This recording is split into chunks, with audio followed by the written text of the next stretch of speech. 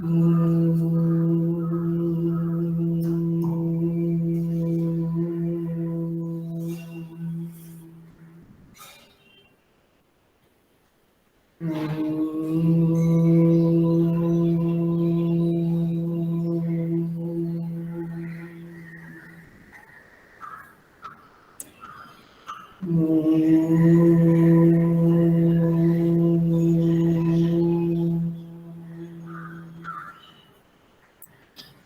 सहना भवतु सहनौ भुनक्तु सह वीर्यं करवावहै तेजस्विनावधीतमस्तु मा विद्विषावहै। ॐ शान्तिः शान्तिः शान्तिः। समस्तजनकल्याणे निरतं करुणामयं नमामि चिन्मयं देवं सद्गुरुं ब्रह्मविद्वरम्।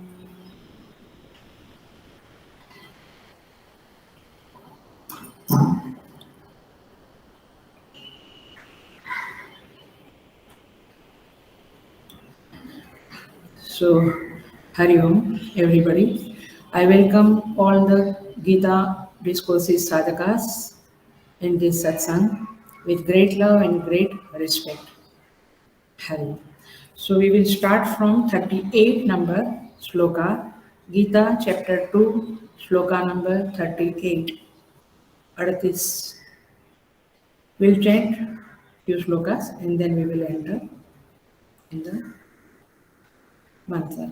समदुःखे समे कृत्वा लाभालाभौ जयाजयौ ततो युद्धाय युज्यस्व नैवं पापमवाप्स्यसि एषा ते विहिता साङ्ख्ये बुद्धिर्योगे त्विमां शृणु बुद्ध्या युक्तो यया पार्थ कर्मबन्धं प्रहास्यसि नेहाभिक्रमनाशोऽस्ति प्रत्यवायो न विद्यते स्वल्पमप्यस्य धर्मस्य त्रायते महतो भयात् व्यवसायात्मिका बुद्धिः एकेह कुरु नन्दन बहुशाखायनन्ताश्च बुद्धयो व्यवसायिनः यामिमां पुष्पितां वाचं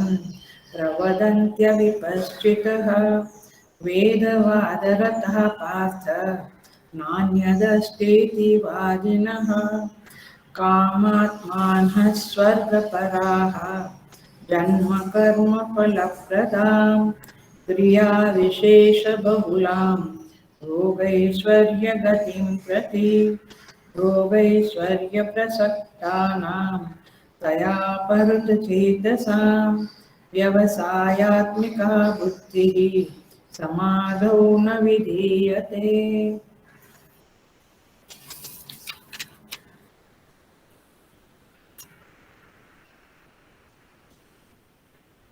तो भगवान श्री कृष्ण अर्जुन को कर्मयोग का उपदेश देते हुए कहते हैं समदुःखे समे कृत्वा लाभालाभो जया जयो सुख दुख लाभ हानि जय पराजय इन सब में समता को बनाए रखना है। समता माने चित्त की निर्विकारिता। समता माने चित्त की निर्विकारिता। देयर इज नो मच उछल कूद नहीं है, डिप्रेशन नहीं है, चित्त शांत है, समता से युक्त है, इसे कहते हैं समय कृत्वा। और यहाँ से भगवान का शुरू हो रहा है, शुरू हो गया 31 नंबर से कर्मयोग का उपदेश, माने जीवात्मा दृष्टि से किया गया उपदेश।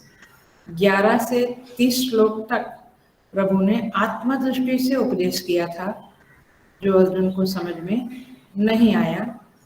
अब भगवान 31 नंबर के श्लोक से 53 नंबर के श्लोक तक कर्मयोग के बारे में बताने जा रहे हैं। तो उसमें 38 नंबर का श्लोक हमने पिछले क्लास में किया। समता की प्राप्ति का उपाय है, दो उपाय बताए थे पिछले क्लास में। एक तो यह कि मैं अपना कर्तव्य कर रहा हूँ, मुझे फल के विषय में चिंता नहीं है, चिंता नहीं करनी है। इस बात को दृढ़ता से, इस भाव को, इस समझ को दृढ़ता से पकड़ के रखना, ये है समता की प्राप्ति का उपाय। पकड़ा था आपने लास्ट क्लास में। I am just doing my duty, I don't have to worry about the result. Result fix करना है, फल फिक्स करना है कि मुझे ये कर्म करने से ये फल मिलेगा, लेकिन उस फल के संदर्भ में वरी, चिंता नहीं करनी है। अथवा शास्त्रीय भाषा में बोलूं तो फल के ऊपर दृष्टि नहीं जानी चाहिए, अर्थात फल के बारे में चिंतन नहीं करना चाहिए, क्योंकि आपने पहले फिक्स कर लिया है कि ये कर्म करूंगा, ये फल मुझे चाहिए, दैट्स इट। अब आप जब कर्म शुरू करते हैं तो कर्म काल में, क्योंकि पिछले क्लास में कहा था, आप जरूर याद रखना, मैं बिल्कुल आर्जवता से कहती हूँ, जरूर याद रखना, क्या फल काल में समता अचीव नहीं कर सकते हैं आप। जब आपको सामने फल आ गया, एक सिचुएशन आई, कुछ सक्सेस फेलियर आई, उस समय में आप मन को शांत करने का अथवा स्थिर करने की कोशिश करेंगे तो नहीं होगा। समता फल काल में साधना अत्यंत कठिन है। समता को साधना कर्म काल में ही और कर्म के बिगिनिंग में ही, प्रारंभ में ही संभव है, क्योंकि बहुत गलतफहमियां होती है। बहुत लोग बताते हैं इस श्लोक को, लेकिन फल में समता की संभावना नहीं होती है। कर्म के प्रारंभ में ही समता साधनी चाहिए और वही समता का हेतु है। गीता इज नॉट अ, आप समझते हैं कि गीता माने ठीक है, सब कुछ समझता है, it's not a cup of tea for everybody. So सुख दुखे समय कृत्वा, ये समझाया था पिछले क्लास में, I am just refreshing it. तो समता की को साधना कर्म के प्रारंभ काल में है, फल काल में नहीं हो सकता है। ऐसा कह के प्रभु ने कहा, ये समता को बनाए रखकर तुम युद्ध करोगे तो तुम्हें पाप नहीं लगेगा। हमने इसके बारे में समझा था। 39 नंबर के श्लोक में प्रभु ने कहा, एषा ते विहिता सांख्ये बुद्धिर्योगे त्विमां शृणु। मैं तुम्हें सांख्य बुद्धि और योग बुद्धि का उपदेश करने जा रहा हूँ। सांख्य बुद्धि माने ज्ञान योग आपकी भाषा में, योग बुद्धि माने कर्म योग। पूरी गीता, चाहे आप कहाँ कहाँ टीवी में या कहाँ कहाँ कुछ कुछ सुनते हो, गीता में कितनी सारी कथाएं सुनते हो, लेकिन यदि वो सूत्र नहीं पकड़ा कि ये कथाएं अथवा ये बातें किस संदर्भ में है, then it's a failure to understand Gita. इसीलिए ये सांख्य बुद्धि और योग बुद्धि के अलावा श्रीमद् भगवत गीता और कुछ नहीं कहती है। जो बातें हैं आइधर वो योग बुद्धि में जाएगा अथवा सांख्य बुद्धि में जाएगा। और जब तक ये चीजें स्पष्टता से नहीं समझी है, तब कितना भी गीता पढ़ ले, प्रवचन कर ले, डिस्कशन कर ले, पल्ले नहीं पड़ेगा। एंड यू कैन नॉट, इसको आचरण में नहीं ला सकते हैं। हल्का फुल्का ठीक है, बट रियली नॉट। सो भगवान कहते हैं, तुम्हें सांख्य बुद्धि के बारे में बताया मैंने, अब मैं तुम्हें योग बुद्धि के बारे में बताने जा रहा हूँ। बुद्ध्या युक्तो यया पार्थ कर्म बंधम प्रहास्यसि। इस योग बुद्धि से जुड़कर तुम परंपरा से कर्म बंधन को नष्ट कर सकोगे। अर्थात योग बुद्धि के द्वारा अंतःकरण शुद्धि होगी, कर्मयोग के द्वारा, और फिर तुम्हें ज्ञान प्राप्ति की योग्यता प्राप्त होगी। एंड देन सांख्य बुद्धि का साधना करने से तुम्हें आत्मज्ञान की प्राप्ति होगी। So this is a very clear path in Gita, बहुत स्पष्ट रास्ता दिखाया है। अब 40वें श्लोक में जो आज हम लेने जा रहे हैं, वहाँ पे कर्मयोग की महिमा का वर्णन शुरू होता है। 14 नंबर का श्लोक देखते हैं। न इह अभिक्रम नाशः अस्ति, संधि अलग कर रही हूँ, संधि विच्छेद कर रही हूँ। नेह माने न इह, अभिक्रम नाश अस्ति, इह माने इस कर्म योग में, अभिक्रम का माने आरंभ का, बीज का नाश नहीं है। समझेंगे हम।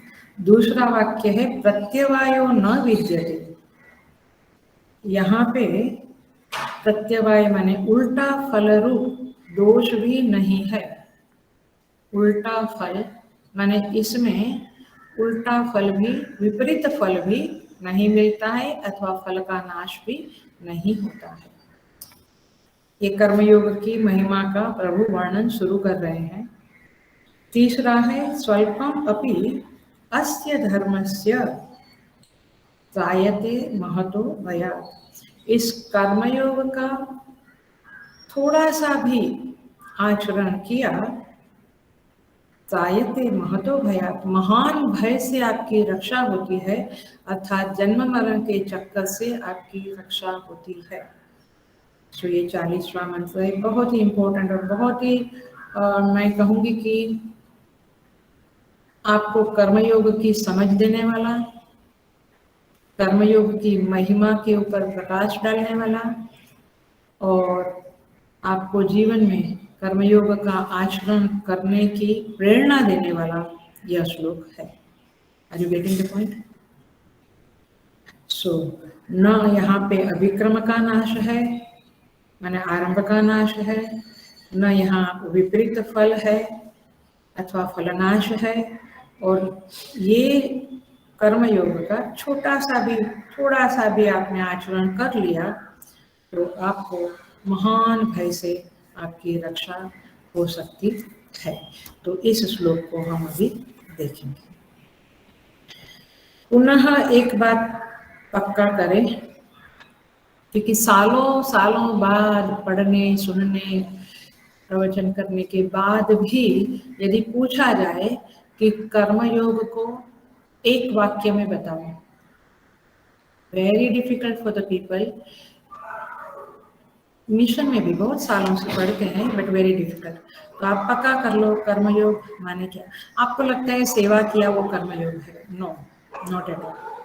कर्मयोग एक बुद्धि है, भगवान ने ही कहा एषा ते विहिता सांख्ये बुद्धिर्योगे त्विमांशम्।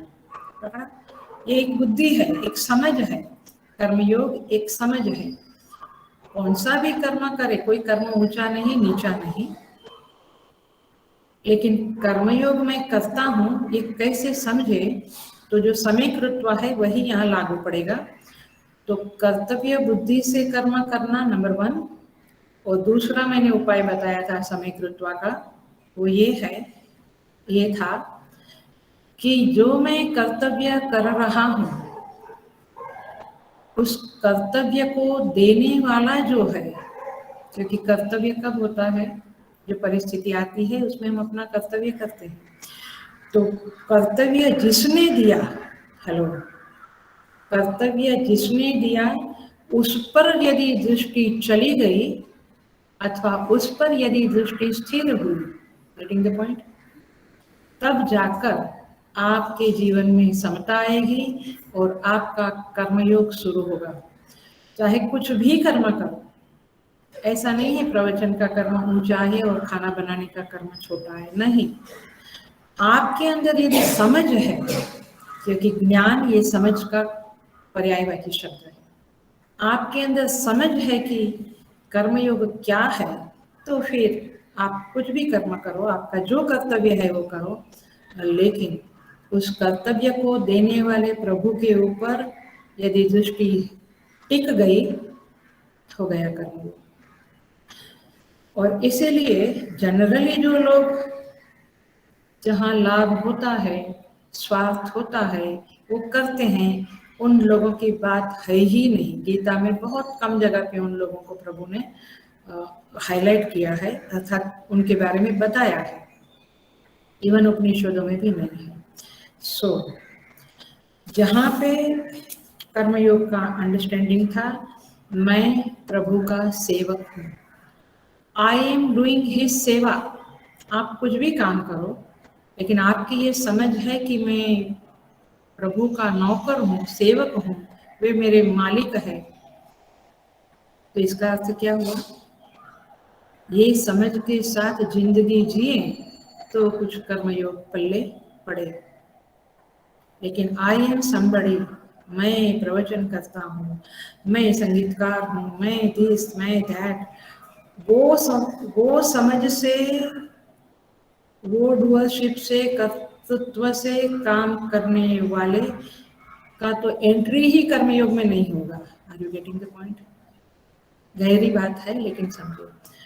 और सांख्य योग तो बहुत गहरी है, ये पहले कर्मयोग ही समझे। तो मैं प्रभु का सेवक हूँ, इसका सिंपल अंडरस्टैंडिंग, समझ यह है कि मुझे मेरे मालिक को प्रसन्न रखना है। मुझे प्रभु को, मेरे मालिक को प्रसन्न रखना है। तो आपका जो अटेंशन है, दृष्टि है, वो फल के प्रति न जाकर जिसने ये कर्म दिया है उस मालिक के प्रति दृष्टि बनी रहेगी, अथवा वहां पे दृष्टि रहेगी, तो फिर आपके कर्म कर्मयोग में परिवर्तित होंगे। आप केवल कर्मी नहीं, कर्मयोगी कहलाएंगे प्रभु की दृष्टि में। इसलिए तो कहते हैं मेरे तो गिरिधर गोपाल दूसरों न कोई। इसका अर्थ क्या है? मुझे और कुछ नहीं, प्रभु ही बस। उन पर दृष्टि, उनकी प्रसन्नता पर दृष्टि है तो सारे कर्म परफेक्शन से होंगे। कर्म से हमारे प्रभु प्रसन्न होंगे और फिर आपका कर्मयोग में प्रवेश हो गया, ऐसा समझने में कोई बाधा नहीं है। इसलिए यहाँ पे हमने ये बातें समझी थी, फिर भी हम समझे, पुनः एंट्री मारते हैं श्लोक में। मुख्य बात यही है कि कर्मयोग वह है जो कर्म करते हुए हमें परमात्मा से जुड़कर रखे। नहीं तो I am doing for show off, I am doing to please somebody, I am doing it to satisfy myself, कि मुझे सेवा किया तो अच्छा लगता है। नो, किसी को खुश करने को या मेरा टाइम पास, आज मुझे टाइम है तो कुछ सेवा, मैंने आप परमेश्वर की प्रसन्नता पे दृष्टि न रखकर और कहीं दृष्टि रखी तो फिर वो कर्म ही रह जाएगा, वो कर्मयोग नहीं बनेगा। तो परमात्मा से जुड़ने का तरीका जब हमारा कर्म बन जाता है तब उसे कर्मयोग कहते हैं। अर्थात कर्म जब जीव को प्रभु से जुड़ने का साधन बनता है तब वह कर्म नहीं रहता, कर्मयोग हो जाता है। और उसकी क्लासिकल प्रोसीजर शास्त्र में बताई है, जो मैं जरूर बताना चाहूंगी, वो यह है कि आप कोई कर्म शुरू करते हैं, चाहे सिंपल स्नान का कर्म हो, सिंपल, या आपकी साधना का आरंभ है, जप तप पूजा, अथवा बिजनेस शुरू करते हैं, मैंने काम धंधा शुरू करते हैं, आप सुबह झाड़ू लगाने का काम शुरू करते हैं, आप जो भी काम शुरू करें उस कर्म के पहले आप यदि ये कहें श्री प्रभु प्रीत्यर्थम, हम कहते हैं ना, अस्य श्री सदाशिव प्रीत्यर्थे जपे विनियोगः बोलते हैं, तो प्रीत्यर्थे ये आप याद रखें। मैंने आप ये मन में समझ पैदा करें, भावना करें कि ये काम मैं मेरे भगवान के लिए कर रहा हूँ, कर रही हूँ, और उससे मेरे प्रभु प्रसन्न होवे। ओपनिंग इन द कर्म, और कर्म जब समापन होता है तो आप ये कहें इदम न मम, ये काम का फल मैं प्रभु के चरणों में समर्पित करता हूँ। आप देखिए, कई लोग वेदांत के लोग कहते हैं हमें तो वेदांत में इंटरेस्ट है, कर्मकांड को हम कुछ नहीं समझते हैं। आई वॉन्ट टू दैट, मैं उससे ऊपर उठ गया हूँ। हेलो, यदि आपने इस तरह से प्रभु प्रीत्यर्थे और इदम न मम, ये मेरे लिए नहीं है, ये मैं आपके चरणों में समर्पित करता हूँ, ऐसा करके पूरे दिन के सारे कर्म किए, आप देखो आपकी बुद्धि प्रभु से जुड़ी रहेगी। नहीं तो फिर अपनी अहम की बोलबाला तो चलती ही रहती है, अपने अहंकार की को न प्राधान्य देकर प्रभु को प्राधान्य दे। मैंने अच्छा झाड़ू निकाला, मैंने आज मस्त स्नान, मैं नहीं आएगा, प्रभु आएगा। सो इसलिए यहाँ पे ये मुख्य बात आप समझ लिए, कर्मयोग कब कर्मयोग बनता है, जब आप कर्म में प्रभु मेरे मालिक है, उनकी प्रसन्नता के लिए मैं ये कर रहा हूँ, ये भावना आवे, और कर्म की बिगिनिंग में प्रभु, एंड में प्रभु, थैंक यू प्रभु, और ओपनिंग में हे भगवान आप दया रखना, कृपा रखना, ऐसा करके भी आप शुरू करें, कर्मयोग बन जाएगा। सो प्लीज अंडरस्टैंड कर्मयोग। इसलिए कर्मयोग कर्म कौन सा करते हैं वो बात नहीं है। रविदास चमार थे, वो जूता बनाने का काम करते थे, लेकिन वे बहुत बड़े ज्ञानी थे, कर्मयोगी थे। क्यों? क्योंकि प्रभु उनके साथ थे। और कोई कितना भी बड़ी पदवी के ऊपर हो, सीईओ हो, लेकिन वैल्यू सिस्टम नहीं है, प्रभु से जुड़ाव नहीं है, जुड़े नहीं है, तो फिर कर्मयोग नहीं होता है। चाहे वो सेवा करे, तनख्वाह न ले तो भी। इसलिए ये समझ लें, कर्मयोग को समझ लें। अब हम देखेंगे न इह अभिक्रम नाशोस्ति। पहले तो हम देखते हैं, इह शब्द को हटा दो, इह माने कर्मयोग। कर्मयोग की 3 महिमा बता रहे हैं 40वें नंबर के श्लोक में भगवान। तो इह के बदले लौकिक में कर दो, तो लौकिक में अभिक्रम नाश अस्ति, प्रत्यवायो विद्यते, और स्वल्पम अप्यस्य धर्मस्य न त्रायते महतो भयम्। माने लौकिक में कैसा होता है समझे। जैसे किसान खेती करता है, तो शुरुआत में क्या करता है, जमीन को नमी करता है, थोड़ा हल चलाता है, उसके बाद बीज डालता है, राइट। बीज डाला तो एक क्रम है, एक सीक्वेंस है काम में। आप खाना बनाते हैं उसमें भी सीक्वेंस है। पहले आटा गूंद के चपाती लाटते हो, उसके बाद उसको तवे पे लगाते, नहीं गोला ही तवा पे लगाया बाद में मैं लाटूंगा, चलेगा? आया? एनी वर्क लौकिक कार्य में आपको एक क्रम की अपेक्षा रहती है, माने एक क्रम होना चाहिए। चिकित्सा माने जो बीमारी होती है तो उसकी दवा भी करनी होती है। तो द पॉइंट इज दिस की क्रम की आवश्यकता है, उपक्रम की आवश्यकता है। जो कामना पूर्वक किया जाता है, स्वार्थ से किया जाता है, लौकिक में किया जाता है, उन कर्मों का आरंभ किया और क्रम नहीं संभाला, तो वो कर्म फल देगा नहीं देगा, है ना? तो कर्म फल नहीं देता है, और पूर्णतया नहीं किया वो कर्म। अभी आपने खाना, आपने चपाती लाटा और रख दिया, तो आपको भोजन का फल मिलेगा नहीं मिलेगा। बीज डाला उसके बाद उसका कुछ किया नहीं, कुछ फल मिलेगा नहीं मिलेगा। क्रम भी चाहिए और पूर्णता तक ले जाना भी चाहिए।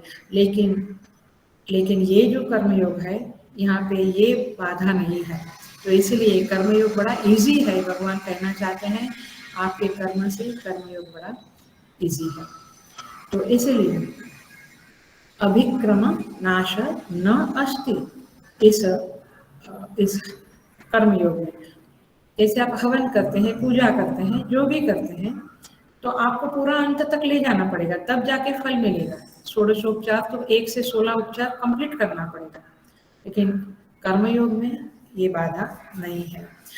उसी तरह से भगवान कहते मैं कैसे नहीं है ये मैं बताती हूँ, आई डेफिनेटली शो यू। दूसरा है प्रत्यवायो न विद्यते। आपके हर लौकिक कर्म में प्रत्यवाय दोष रहता है।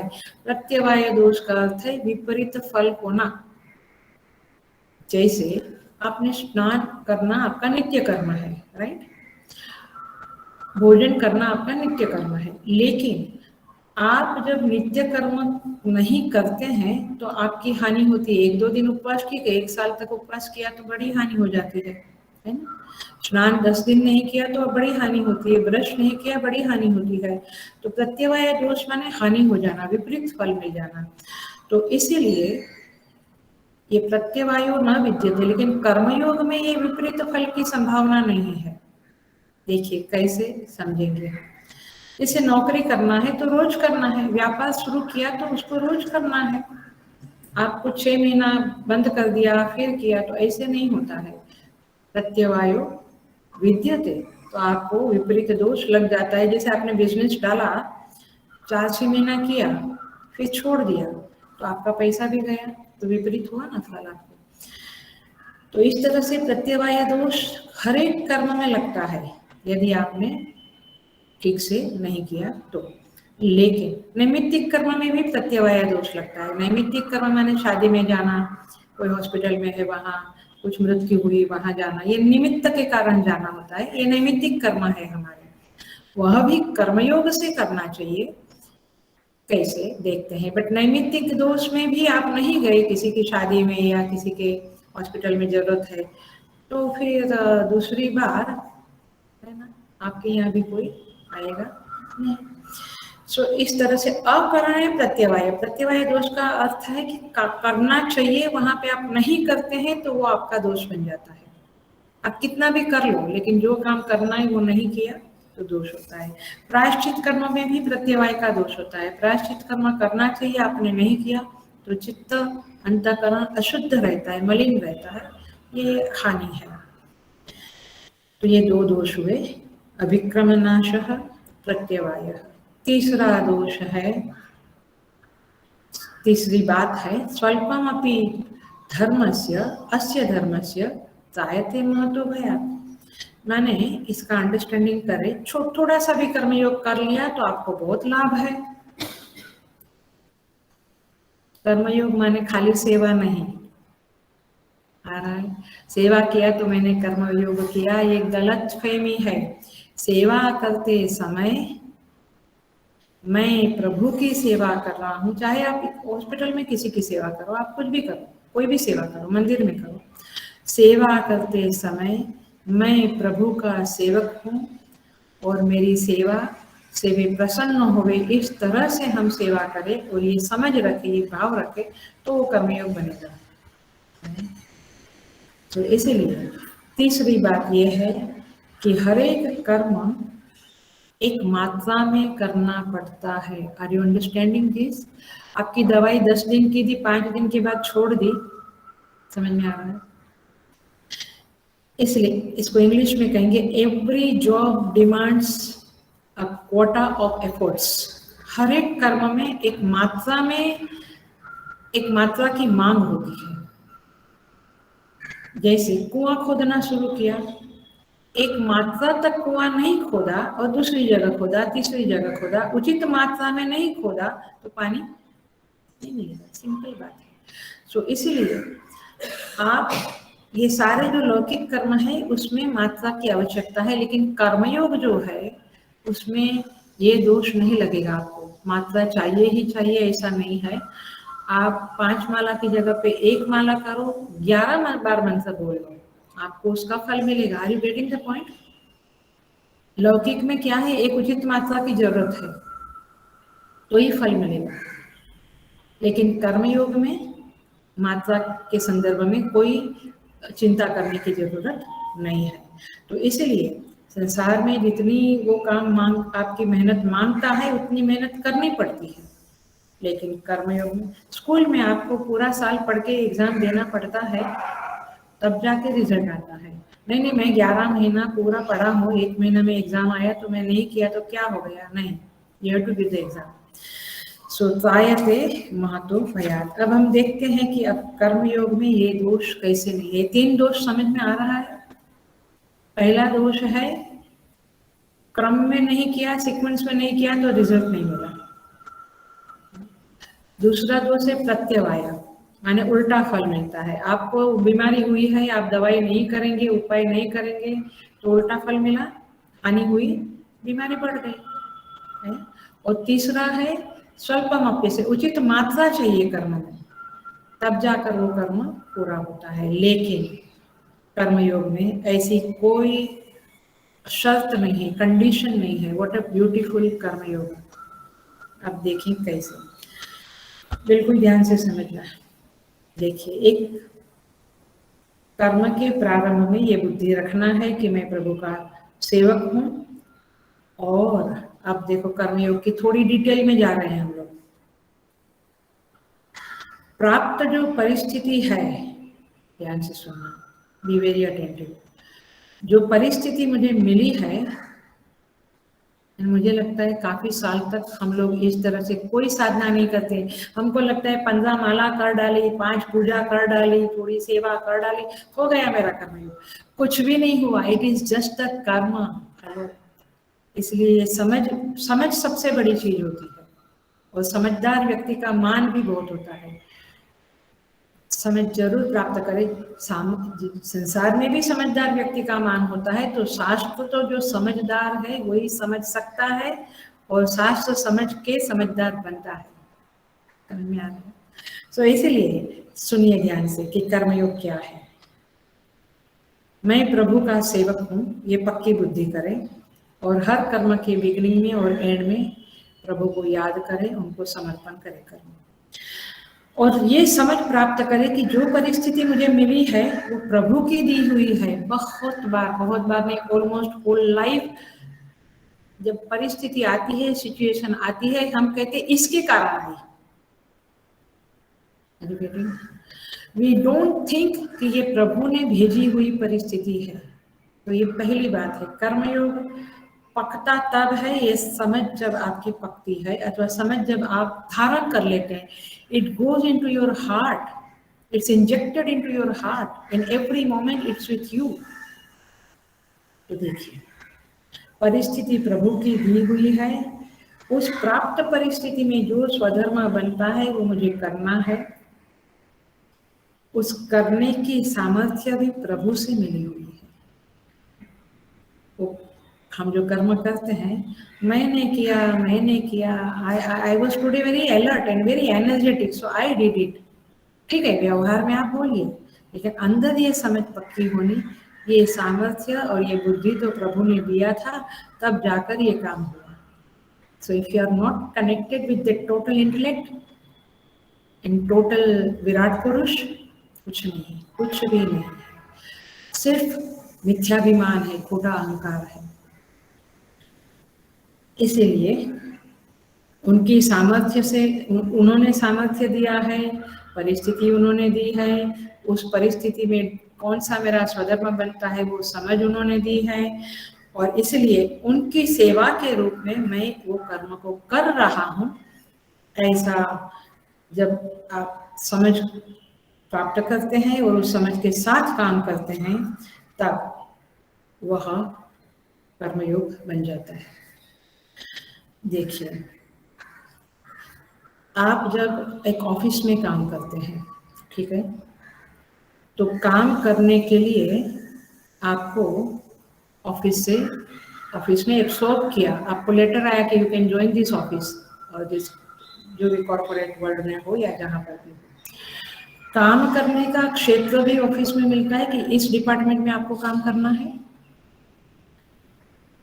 काम करने के लिए सुविधाएं भी वे लोग देते हैं, राइट। उसके लिए तनख्वाह, पगार भी वे लोग, पेमेंट भी वो लोग देते हैं, यस।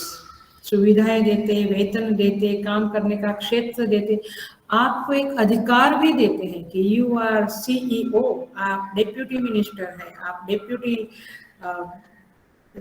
है, पर्सन है। तो तात्पर्य यह है, अधिकार दिया, सामर्थ्य दिया, सुविधाएं दी, वेतन दिया। उस ऑफिस में आपको उस कंपनी के लिए काम करना पड़ेगा। You can not do for your self, getting the point. आप यदि सारा कुछ कंपनी ने आपको दिया, जगह दी, माने आपको कंपनी में नौकरी दी, और फिर अधिकार दिया, सब कुछ दिया, और आप उस कंपनी को बढ़ाने के लिए, उस कंपनी के जो शीर्ष स्थानीय लोग हैं उनको प्रसन्न होवे उस तरह से आप काम ना करें और अपना स्वार्थ साधने के लिए कुछ करें, तो आप क्या कहलाएंगे? भ्रष्टाचारी। हमारी बेटी उसी तरह से, हेलो, आई थिंक समझदार लोग समझ गए होंगे। उसी, ये दृष्टांत था, अब दाष्टांत पे आ रही हूँ मैं। उसी तरह से ये कर्म क्षेत्र प्रभु ने दिया है, ठीक है? जो भी कर्म, music music, cook cook, clerk clerk, आपको जो भी कर्म क्षेत्र मिला है परमेश्वर ने दिया है। कर्म करने की सामर्थ्य भी परमेश्वर ने दी है, उसमें अधिकार भी प्रभु ने दिया है, और जो परिस्थितियां आती है वो भी प्रभु भेजते हैं। और हमने देखा है कि जीवन में हमारा सोचा हुआ सब कुछ होता नहीं है, राइट? सब कुछ हमारा सोचा हुआ, हमारी योजनाएं हमेशा घट जाती है, मैनिफेस्ट हो सकती है, ऐसा नहीं देखा है हमने, हमेशा नहीं होता है। तो अर्थात ये है कि हम जब परिस्थिति में उलझ जाते हैं तभी भी प्रभु हमें मार्ग दिखाते हैं। तो ये सब कुछ प्रभु करते हैं। जैसे कोई एक कंपनी में कोई एक है, उसका ऊपर वाला उसको गाइड करता है कि भैया ऐसे चलो, इस तरह से ये काम में हमें बेनिफिट होगा, प्रॉफिट होगा, ऐसा। तो प्रभु हर तरह से आपको किसी के द्वारा समझाते हैं, बट हर तरह से प्रभु आपको इस जगत में मदद कर रहे हैं। और हम यदि उस दी हुई शक्ति से, शरीर से, उस कर्म क्षेत्र से, उस अधिकार से, उस सामर्थ्य से, उस बुद्धि से केवल अपने लिए जिए, केवल स्वार्थ का जीवन जिए, केवल अपने भोग के लिए जिए, केवल अपनी इच्छा पूर्ति के लिए जिए, तो फिर वो जो भ्रष्टाचार वाला जो है, माने भ्रष्ट आदमी है, उसमें और हम में क्या फर्क रहेगा? समझ में आ रहा है? यही कर्मयोग का रहस्य है। This is the secret of karmayog. Selfless action is not something, आपने कुछ दान दे दिया, वो सब कुछ ठीक है, वो उसका एक मैनिफेस्टेड रूप है, लेकिन पीछे जो अंडरस्टैंडिंग है वो पक्की होनी जरूरी है। तो इसीलिए ऐसे व्यक्ति जो स्वार्थ का जीवन जीते हैं वो बहुत ज्यादा अंतःकरण में शुद्धि नहीं कर पाते हैं, बहुत अपना विकास नहीं कर पाते हैं, वे अपने अहंकार की दुनिया में ही घूमते रहते हैं। तो इसीलिए ना उनका बाहरी विकास खास होता है, ना आंतरिक विकास होता है। तो इसीलिए प्रभु के साथ जुड़े रहना हर कर्म में, यही कर्मयोग है। नियम यह होता है, आप समझिए इस संसार के, चाहे आज एक ही क्लास हुई लेकिन हम समझेंगे, क्योंकि फिर हम जल्दी गाड़ी लगा सकते हैं। कर्मयोग पहले अंदर बैठ जाना चाहिए। नियम यह होता है, संसार में भी देखा जाता है, कि जो आपको काम दिया जाता है वो काम यदि आप परफेक्शन से करें, ठीक से करें, जैसा अपना मालिक बॉस चाहता है उस तरह से करें, उतना प्रॉफिट लावे, तो मतलब कि सेवा को ठीक से निभावे, तो सेवा कहो या जॉब में जो काम करते हैं वो, तो जो बॉस होता है, हमारा जो उत्तराधिकारी होता है, ऊपर का अधिकारी व्यक्ति है, वो हमें ज्यादा सेवा देता है। माने सेवा का विस्तार जो है वो तब होता है जब आपको वो प्रसन्न होता है, अपना मालिक, अपना सेवियर, और आपको वो ज्यादा सेवा देता है और ज्यादा कठिन सेवा देता है, पदोन्नति होती है संसार में। तो समझना क्या है कि मेरे काम से मेरे बॉस, मेरे सीईओ प्रसन्न है, तो तभी आपको सेवा एक्स्ट्रा मिलेगी। तो प्रभु आपको कब सेवा देगा? जब वो आपकी आपकी सेवा से प्रसन्न है। तो नियम यही है कि जब सेवा से प्रसन्न होते तो और सेवा देते। पूज्य गुरुदेव को भगवान ने कितनी सेवा दी, पूरे वर्ल्ड में छा गए। Are you getting? तो इसलिए प्रभु जब प्रसन्न होंगे तभी हमारा विकास होगा, आंतरिक और बाह्य। ये पक्की बात रखो। Why I am stuck up, मेरा विकास क्यों नहीं हो रहा है? मेरा ना आंतरिक विकास हो रहा है, मेरे अंदर के जो मलिनता है वैसी की वैसी है, ना बाहरी विकास हो रहा है, क्यों? सोचो, पूछो अपने आप को।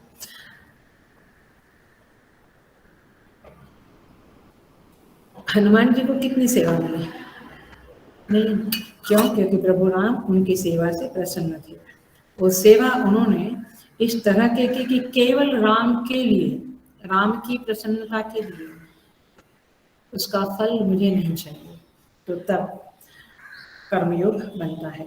तो इसीलिए ये बुद्धि जागृत होनी चाहिए, तब जाके न इह अभिक्रम नाशोस्ति, अर्थात ये बुद्धि केवल जागृत रखो तो आपके काम में, आपने कुछ समय सेवा किया फिर छोड़ दिया, फिर वापस किया फिर छोड़ दिया, तो भी क्रम का नाश हो गया, तो भी कर्मयोग का महान फल जो है चित्त शुद्धि, वो आपको अवश्य मिलेगा। You will have a deep peace in your heart, आपके अंदर निर्विकारिता रहेगी, समता रहेगी, चित्त में मलिनता नहीं रहेगी। ये है कर्मयोग का फल। तो ये अभिक्रम नाश नहीं होगा, थोड़ा सेवा किया फिर कुछ सिचुएशन आई तो नहीं किया, तो भी क्रम नाश नहीं होगा, और सेवा का जो फल है वो अवश्य आपको मिलेगा। तो कर्म एक चीज है, कर्म योग की बुद्धि दूसरी चीज है, याद रखना। दूसरा है न प्रत्यवायो विद्यते, अर्थात प्रत्यवाय माने आपने नहीं किया तो आपको विपरीत फल मिलेगा। ऐसा जब कहा जाता है, इसका अर्थ क्या है? यहाँ पे हमने कहा कि बीमारी है, दवाई नहीं किया तो विपरीत फल मिलेगा, बढ़ जाएगा, हानि हो जाएगी। लेकिन इस कर्मयोग में,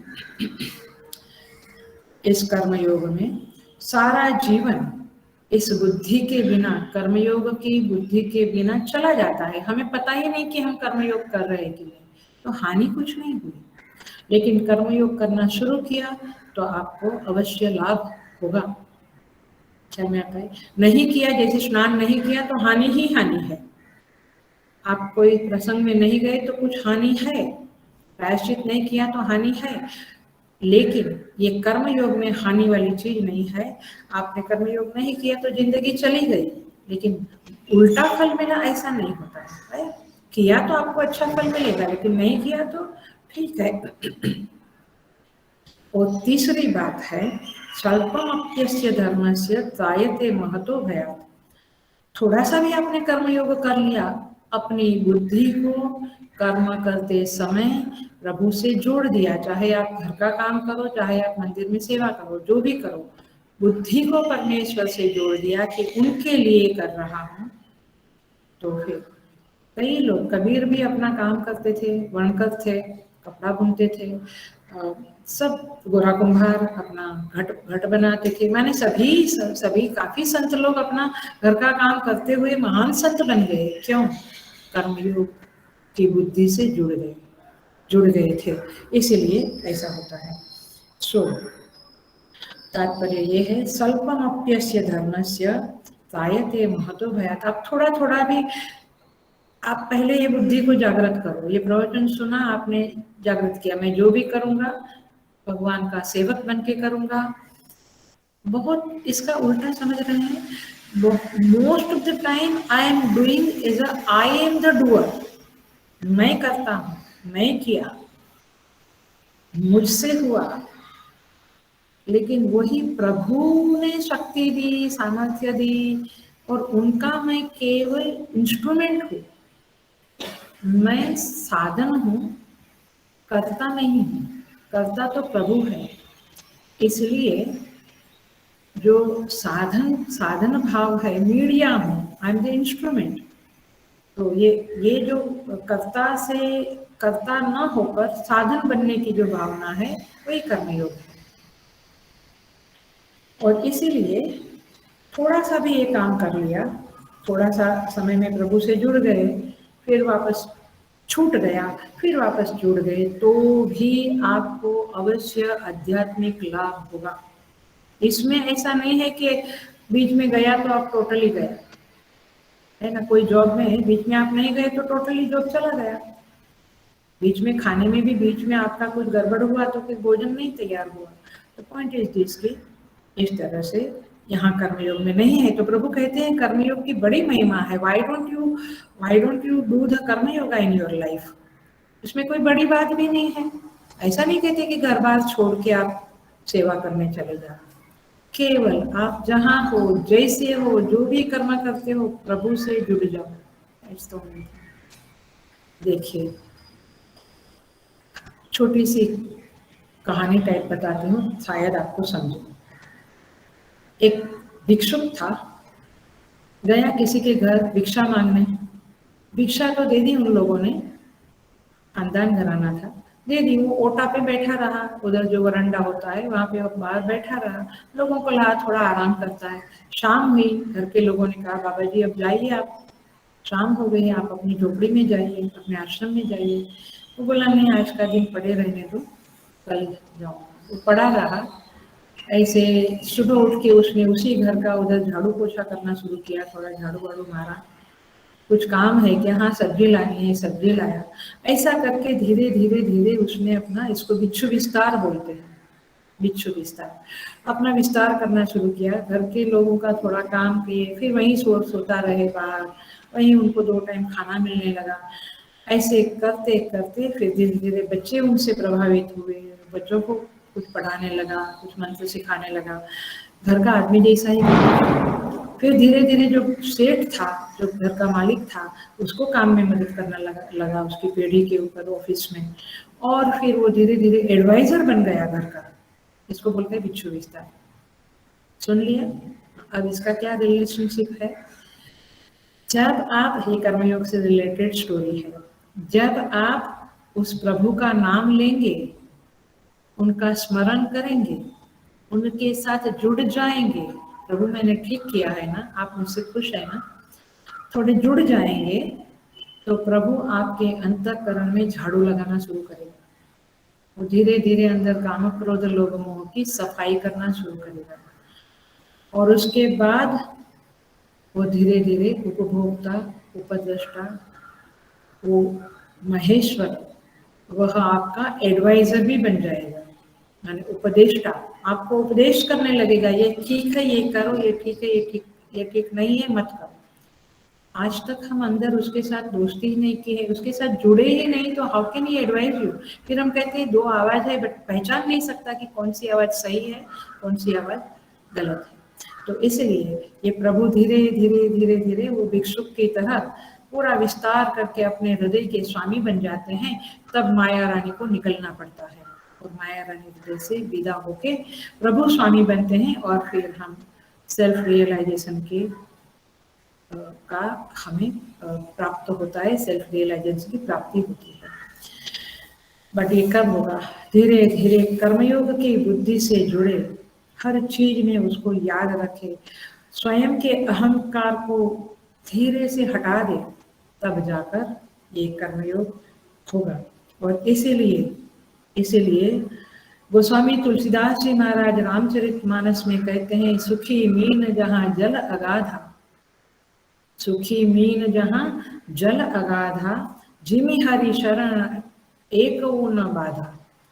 जैसे मछली होती है ना, वो पानी में रहती है नेचुरली, और पानी जब बहुत गर्मी के दिन शुरू होते हैं, सूर्य की धूप शुरू होती है, पानी धीरे धीरे सूखने लगता है, छोटा तालाब है या ऐसा कुछ, तो मछली को डर लगना शुरू होता है कि अब मैं कहाँ जाऊं। तो तड़पती है, छटपटाती है। लेकिन ये छोटे तालाब की मछली की बात है, छोटा कुछ खाबोचिया है ऐसे। लेकिन जो जल अगाधा, समुद्र की में रहने वाली है, उसको कभी डर नहीं लगता। क्यों? अगाध जल है। वैसे ये जगत की शरण में जब हम रहते हैं, तो ये मुझे धोखा देगा, तो ये मुझे छोड़ देगा, डाइवर्स हो जाएगा, गवर्नमेंट का क्या टैक्स, क्या बोलते हैं वो आएगा, टैक्स के लिए वो अटैक करते हैं, वो वाला इनकम टैक्स का वो आएगा। ऐसी सब बातें जब वो जो डर है, वो कहाँ डर है?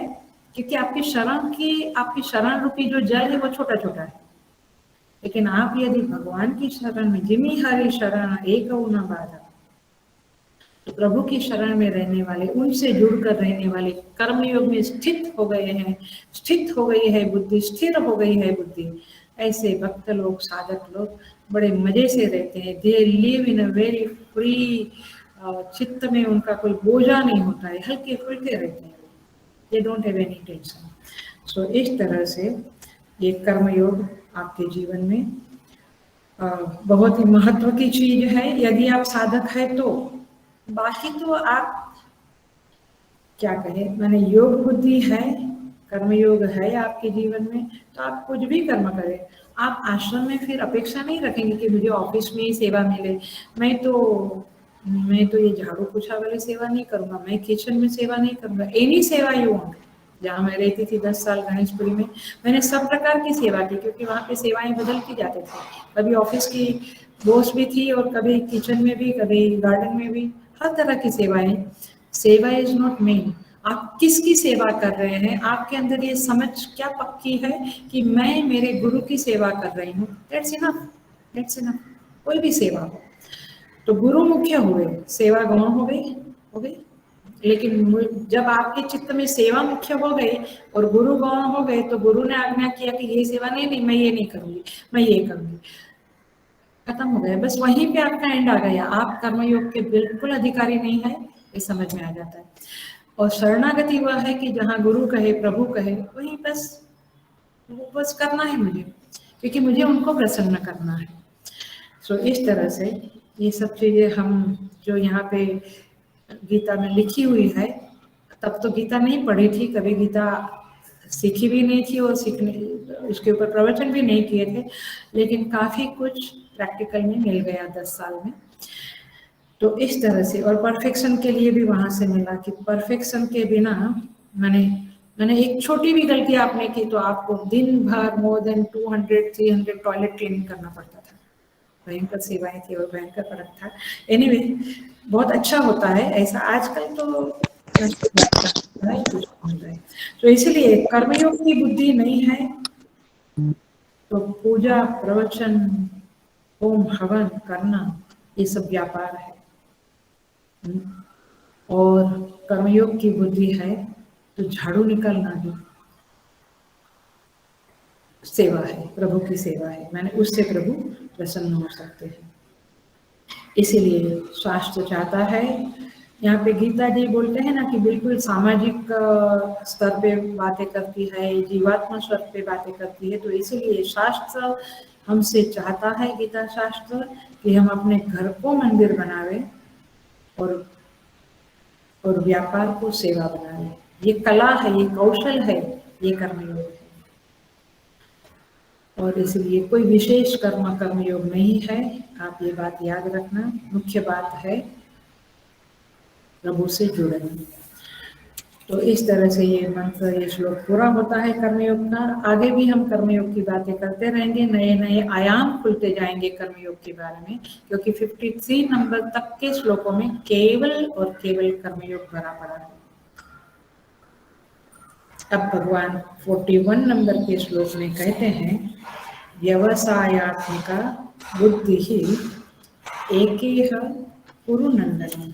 भगवान कहते हैं ये व्यवसायात्मिका बुद्धि जो है, माने निश्चयात्मिका बुद्धि, एकेह, एक इह माने इस कर्मयोग में अथवा सांख्य योग में एक ही होती है। कर्मयोग में इजी नहीं है ये श्लोक, ये समझना पड़ेगा आपको, ध्यान से सुनना, ध्यान से समझना। व्यवसायात्मिका बुद्धि ही एक इह, ये निश्चयात्मिका बुद्धि एक होती है। व्यवसायात्मिका बुद्धि ही एक इह कुरु नंदन, बहुशाखा ही अनंताश्च। 41 नंबर का श्लोक बोल रही हूँ। बहुशाखा ही माने निश्चय, बहुशाखा अनंताश्च बुद्धयो अव्यवसायी नाम। जो अव्यवसायी बुद्धि है वो अनेक है, उसकी बहुत सारी शाखाएं हैं। अर्थात अव्यवसायी बुद्धि किसकी होती है? सकाम लोगों की, कामनाओं से भरपूर लोगों की, विवेकहीन लोगों की बुद्धियां बहुत भेदों वाली होती है। बहुशाखा माने अनेक प्रकार की होती है और अनंत होती है। कुछ समझ में आया? नहीं, आई नहीं। लेकिन इतना समझ में आया, ये टर्मिनोलॉजी समझ में आई कि व्यवसायत्मिका बुद्धि, निश्चयात्मिका बुद्धि एक होती है, और जो अनिश्चय वाली माने बहुत सारी कामनाओं वाली बुद्धि है वो अनेक होती है। इतना समझ में आया? देखते हैं। तो इसका अर्थ ये हुआ, ये गीता है, गीता हमने पढ़ ली है, बहुत बार पढ़ ली है, इसके ऊपर कुछ चिंतन चिंतन हो गया है, डिस्कशन भी होता है ना, स्टडी क्लास होता था अपना, सब कुछ हो गया है, मुबारक हो। सो यहाँ पे भगवान कहते हैं एका व्यवसायत्मिका बुद्धि ही, व्यवसाय माने निश्चय, इसको और अच्छी तरह से शास्त्रीय भाषा में बोलूं तो जिस बुद्धि का विशेष रूप से पर्यवसान हुआ है, अवसान हुआ है, अवसान समझते हैं ना, मृत्यु, अवसान हुआ है वह व्यवसायत्मिका बुद्धि, वो कुछ समझ में ही नहीं आता आएगा। माने जिस बुद्धि का कहीं ना कहीं जाकर टर्मिनेशन हुआ है, इतिश्री हो गया है, खत्म हो गया है, वो व्यवसायत्मिका बुद्धि।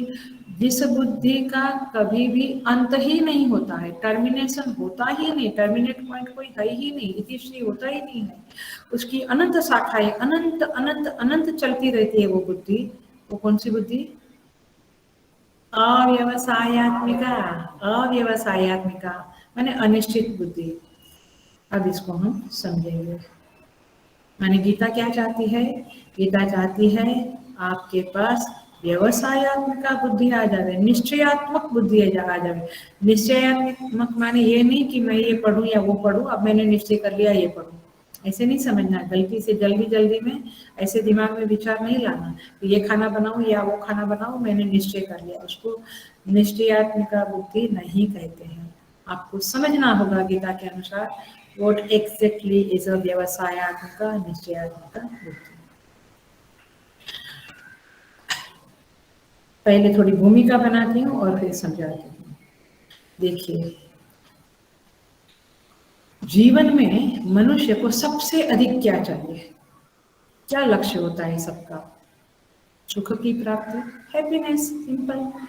लेकिन सुख की प्राप्ति तो होता है लक्ष्य जीवन में, लेकिन उसके पहले, before that, prior to that, एक लक्ष्य और होता है, और वह यह है अविनाशी होने की भावना। मैं हमेशा बना रहूं, मैंने मृत्यु मुझे नहीं चाहिए, मेरा नाश कभी ना हो, ये भावना भी रहती है। तो अविनाशी होने की भावना, और फिर मैं हूं, मुझे सुख चाहिए, और उसके लिए फिर सारे काम होते, घर बनाना, नौकरी करना, गाड़ी बंगला, दिस दैट, सब कुछ उसके लिए होता है। तो मौलिक प्रश्न क्या है कि मुझे जीवन चाहिए, और फिर मैं सुखी होना चाहता हूँ, और तीसरी बात है मैं स्वाधीन रहना चाहता हूँ। एवरीबॉडी वांट्स दैट, और उसके लिए सारी स्ट्रगल है। स्वाधीन माने पराधीनता नहीं चाहिए मुझे, परतंत्रता नहीं चाहिए मुझे, स्वतंत्रता चाहिए, स्वाधीनता चाहिए। और स्वाधीनता का अर्थ होता है सामर्थ्य की अनुभूति। अब सोचना इसके ऊपर, बहुत सोचना। सामर्थ्य की अनुभूति माने स्वाधीन रहना चाहता है, परम स्वाधीनता।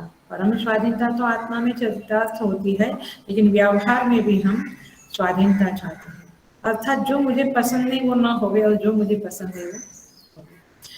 सो व्यक्ति सुखी स्वाधीन जीवन चाहता है। और अब देखो, मैं एक वाक्य बोल रही हूँ, जो ये भूमि बनाई मैंने, अब मैं बीज डाल रही हूँ व्यवसायत्मिका बुद्धि का। तो हम सारे जीवन ये स्वाधीनता के लिए, अविनाशी नाश न होवे मेरा, उसके लिए, सुखी होने के लिए कर्म करते रहते, प्रयत्न करते रहते हैं। लेकिन जो भी जाने की तैयारी में है इस दुनिया में से, उससे बात करना, पूछना कि क्या आपकी ख्वाहिशें पूरी हुई, आप अविनाशी बने, आप सुखी बने, आप स्वाधीन बने क्या? तो आंसर है, ना लक्ष्य पूरा हुआ, ना कोई निश्चय बन पाया, क्योंकि मैं जो चाहिए उसके लिए एक जगह पे प्रवेश किया, फिर मुझे लगा यहाँ ठीक नहीं है, फिर मैं दूसरा कुछ करने लगा, फिर लगा यहाँ तो ये मेरा लक्ष्य पूरा नहीं होगा। ऐसे हम चेंजेस चेंजेस करते रहे, कहीं निश्चयात्मिका बुद्धि मेरे पास नहीं बनी। समझ में आ रहा है? निश्चयात्मिका बुद्धि माने मैं इस आश्रम में रहना चाहता हूँ, मैं मेरा एक ही निश्चय है, गुरु की सेवा, दैट्स इट। लेकिन फिर उसमें हजार चीजें आ गई, उसका कोई प्रॉब्लम नहीं है। लेकिन जैसे हम अभी आश्रम में मन का सेवा कर रहे हैं, तो बस गुरु सेवा इस हमारा प्रधान लक्ष्य है, और गुरु प्रसन्न रहे। उसमें फिर गीता चैंटिंग कंपटीशन का हो करो, या आश्रम में झाड़ू मारो, आश्रम का गार्डन संभालो, आप कुछ भी करो, there are so many things, but लक्ष्य किधर है? गुरु सेवा। बस I want to please my guru and I want to serve him, simple. मुझे प्रभु, सब लोग गुरु सेवा नहीं कर सकते, गुरु के पास नहीं जा सकते, तो प्रभु सेवा करनी है, प्रभु मुझसे प्रसन्न रहे। ये कैसे होगा? ये व्यवसायत्मिका बुद्धि कैसे होगी? एक कर्मयोग करने वाले को ये प्रसाद रूप बुद्धि मिलती है, कर्मयोगी को ये प्रसाद मिलता है व्यवसायत्मिका बुद्धि का। कैसे? आपको बहुत चिंतन करना पड़ेगा। कैसे? मैं एक ही वाक्य बोलती हूँ गुरु नानक का। गुरु नानक क्या कहते हैं? व्यवसायत्मिका बुद्धि के बारे में है बात। गुरु नानक कहते हैं, तेरो भानो मीठो लागे। सिंपल बोल रही हूँ, सिंपल वाक्य है, तेरो भानो। भानो माने जो थाली होती है ना, खाना परोसते हैं ना, उसकी थाली को भाना बोलते हैं, गुजराती में भी भाना बोलते हैं, बाकी का आई डोंट नो। बट तेरो भानो मीठो लागे माने तूने जो मुझे परोसा है हे प्रभु, तो मुझे मीठा लगता है। क्यों? क्योंकि सुनना, क्योंकि दृष्टि गुरु नानक की परोसे हुए पदार्थों के ऊपर नहीं है। क्या परोसा है उधर दृष्टि नहीं है, दृष्टि कहाँ है? जो देने वाला है उस पर है। Hariom, Hariom. That's the secret of कर्मयोग। अभी शायद आपको इतना नहीं समझा होगा, ये बार बार सुनिए आप जितना मनन करेंगे आपको क्लैरिटी आएगी। नहीं, once you have the clarity, आप राजा हो।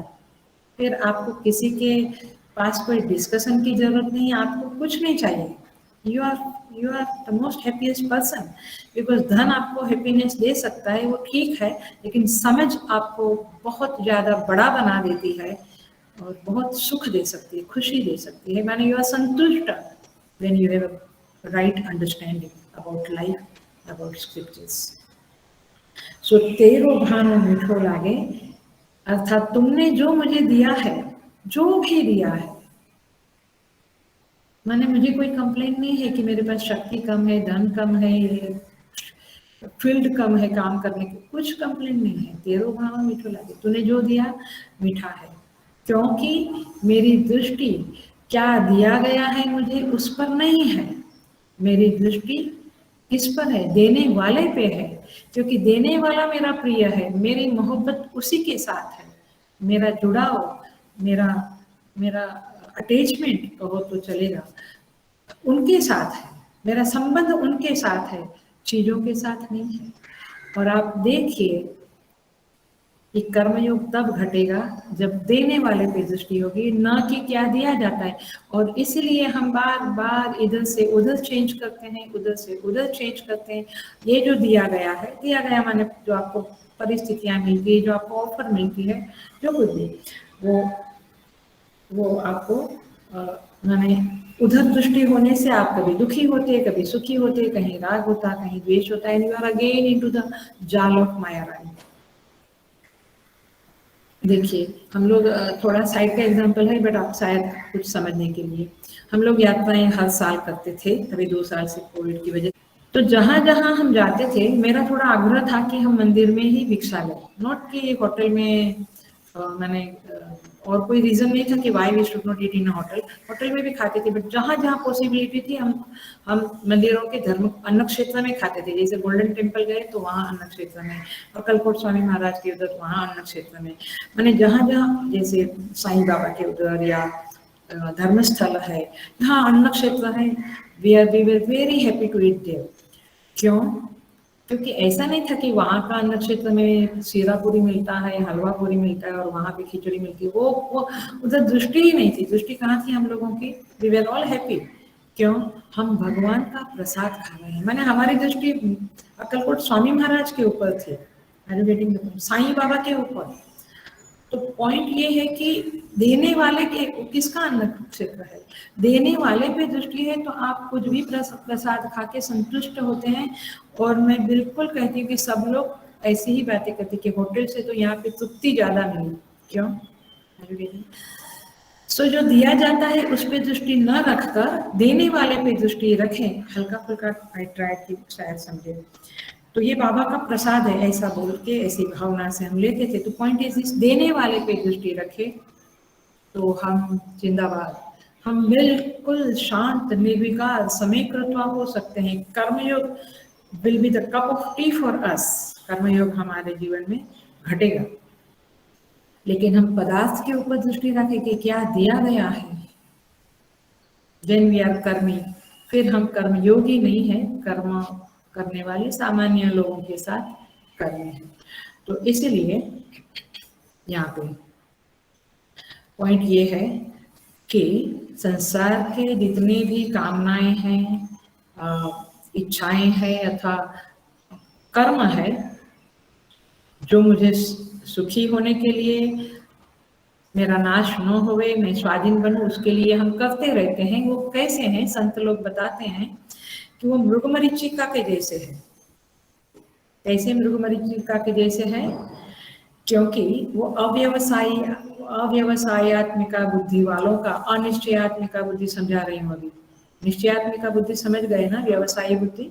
अब मैं बता रही हूँ अव्यवसायी बुद्धि, जो सकामी है, कामना से भरे हुए लोग हैं।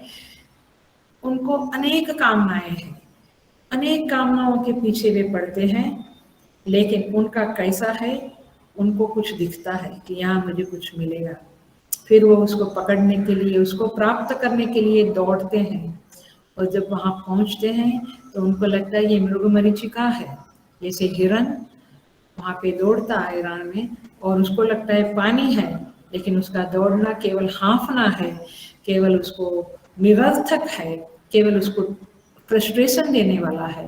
वैसे हिरण को जल दिखता है, हमें भी दिखता है कि यहाँ से मुझे संतोष मिलेगा, यहाँ से मुझे बस मेरी जर्नी इतिश्री हो जाएगी, मेरी यात्रा समाप्त होगी यहाँ पे।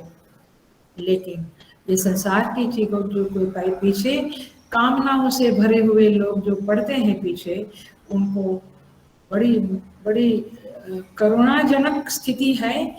समस्या ये है कि जल दिखना बंद नहीं होता है हिरण को, और उसके लिए दौड़ना बंद नहीं होता है, और पहुंचने के बाद केवल फ्रस्ट्रेशन मिलता है और फिर वो मर जाता है। ऐसे ही संसार के लोग ये सब चीजों के पीछे पड़ते हैं, उनमें उनको जल दिखता है, अर्थात लक्ष्य पूर्ति दिखती है, सुखी बन जाऊंगा, स्वाधीन बन जाऊंगा, मेरा नाश नहीं होगा। ऐसा संसार की चीजों में जो मानता है और पीछे पड़ता है, वो हिरण के जैसा है, वो दौड़ता रहता है। जब वहां पहुंचता है, जब वो चीज मिलती है, तो उसे लगता है कि इसमें कुछ नहीं है यार, शायद उसमें कुछ है। पद मिला, यश मिला, धन मिला, और दौड़ना बढ़ गया, ना कि कम हुआ। तो इसीलिए व्यवसायत्मिका बुद्धि एक अलग चीज है। वहां पे केवल प्रभु है, मैंने आई एम डूइंग फॉर हिम, वो देने वाला। अब जो भी दिया अनंत पदार्थ, उससे कोई लेना देना ही नहीं है। लेकिन अव्यवसायत्मिका बुद्धि, सकाम बुद्धि वाले क्या है?